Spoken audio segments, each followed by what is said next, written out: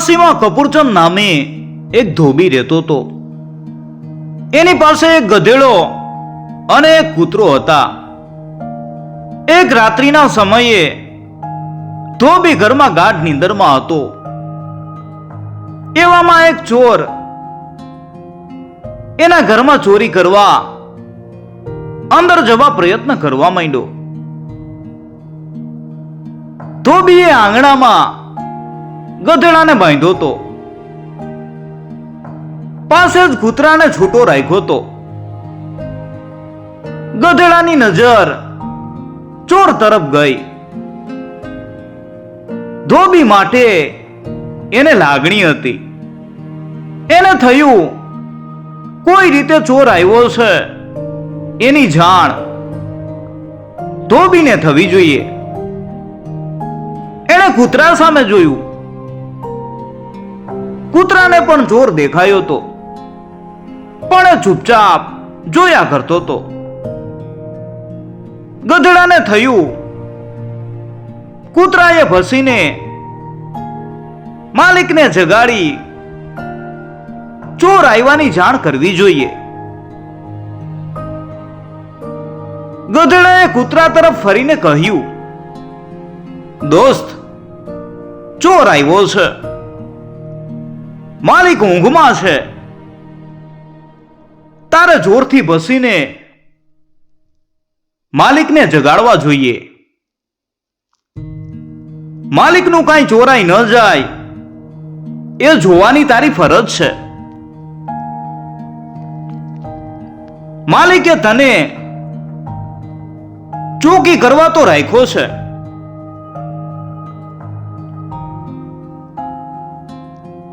કૂતરાને ગધેડાની આ વાત ન ગમી.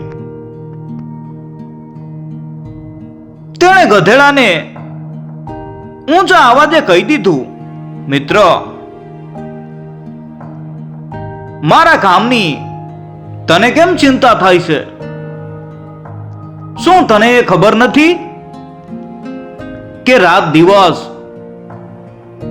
હું માલિકના ઘરની ચોકી કરું છું? આ દિવસ સુધી એમાં ક્યારેય હું પાછો પડ્યો હોઉં એવું બન્યું છે? તેમ છતાં માલિકે ક્યારેય મારી રખેવાળી બદલ વખાણના બે બોલ પણ કહ્યા છે? એ તો ઠીક, પણ એ મને પૂરતું ખાવાનું ક્યાં આપે છે? ગધેડાએ કહ્યું, એટલે તારે શું કેવું છે? કૂતરો બોલ્યો, જ્યાં સુધી માલિક ઉપર આફત આવતી નથી ત્યાં સુધી એની આંખ ઉઘડતી નથી.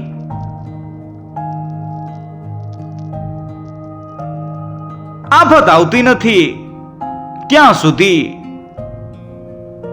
નોકરની ગણના માલિકને થતી નથી. એટલે તું તારું કામ કર્યા કર અને થાય એ જોયા કર. માલિક મારી ગણના કરતો થાય એવી આ તકનો લાભ લેવા દે.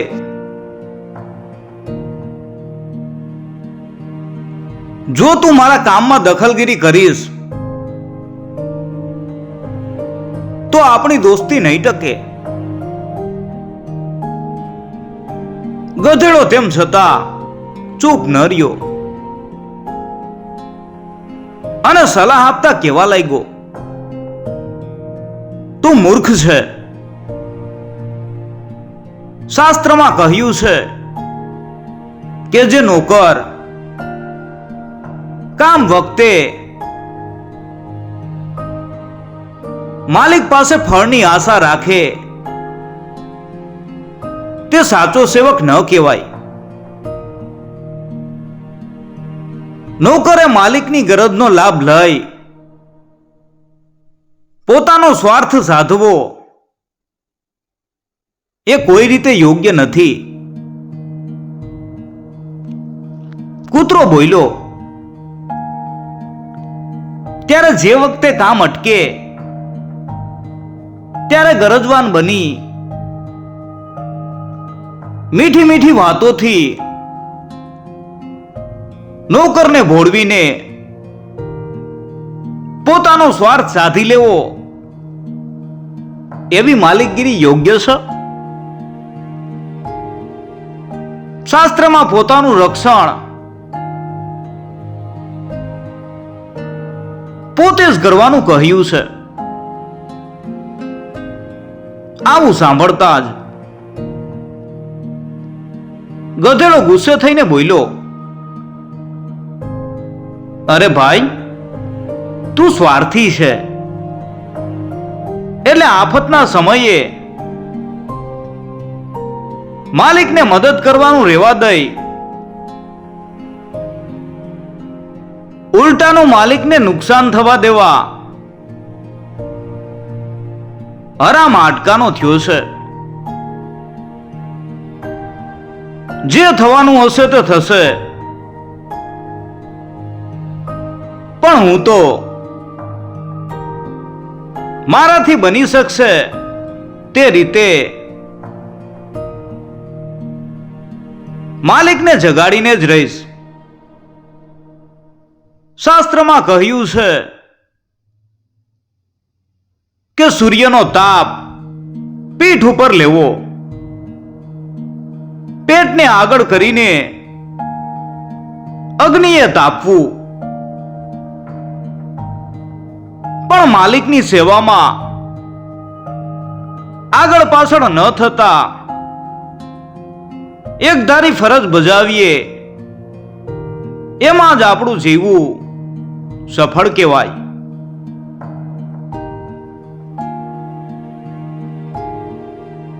માણસને પોતાની ફરજનો બદલો મળે કે ન મળે, પણ ફરજ બજાવી છૂટવી એ જ સાચો ધર્મ છે. તું માલિકને નથી જગાડતો તો હું જગાડીશ. આટલું કહી ગધેડાએ જોરથી ભૂંકવા માંડ્યું. ગધેડાના ભૂંકવાથી ધોબી જાગી ગયો, પણ ઊંઘ બગડી એટલે ગુસ્સે થઈ ગધેડાને એવી જોરથી લાકડી ફટકારી કે બિચારો પ્રાણ ખોઈ બેઠો. કૂતરાએ દૂર બેઠા બેઠા એટલું જ કહ્યું, મળ્યું ને પારકી પંચાયતનું ફળ.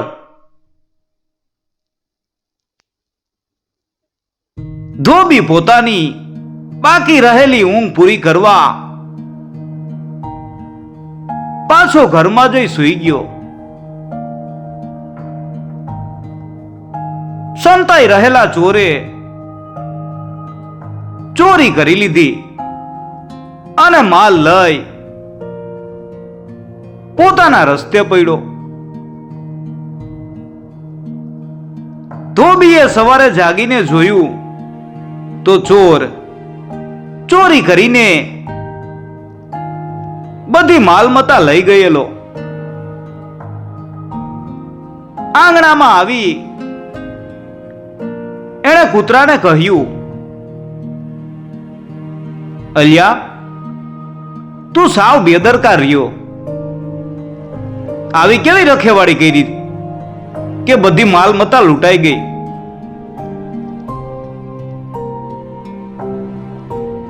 પસીને મને જગાડવો તો હતો.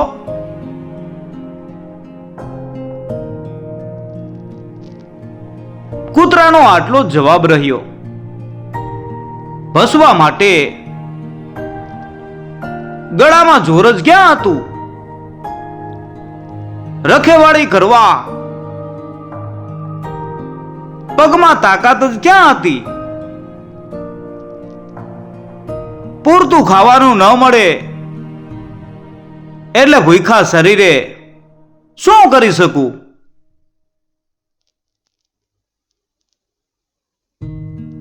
ધોબીને પોતાની ભૂલ સમજાય.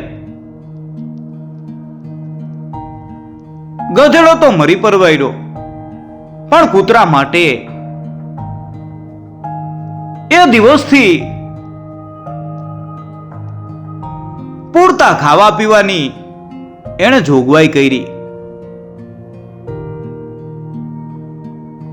ધોબીને હવે ખાતરી થઈ હતી કે નોકર ચાકરને સારી રીતે રાખવામાં ન આવ્યા હોય તો માલિક એમની પાસેથી પૂરતી સેવા માગી શકે નહીં.